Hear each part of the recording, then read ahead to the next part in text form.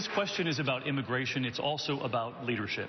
You're aware of the criticism from many candidates on this stage tonight that you co-authored the so-called Gang of Eight bill that would have created a path to citizenship for people here illegally. Governor Christie has said of you, as soon as you felt the heat, you turned tail and run. Governor Bush has said, I don't think we need people cutting and running anymore.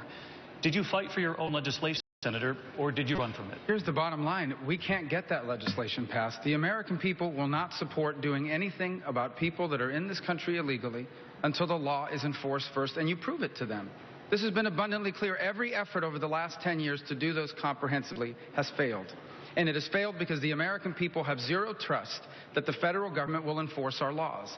And that's why since then I have said repeatedly, if you are serious about immigration reform, then the key that unlocks the door to being able to do that is not just to pass a law that says it's going to enforce the law, but to actually do it.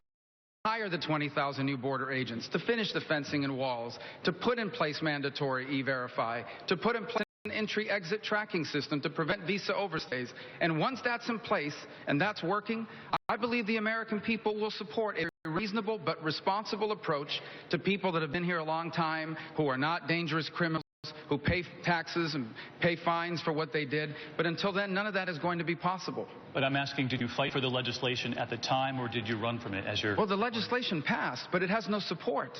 In essence, it couldn't pass in the House. It will never pass in the United States until we secure the border, and it's not the way we're going to do it when I'm president. When I am president, we are going to enforce the law first, prove to people that illegal immigration is under control, and then we'll see what the American people are willing to support when it comes to people that are not criminals, who have been in this country for a long time, and who otherwise would like to stay.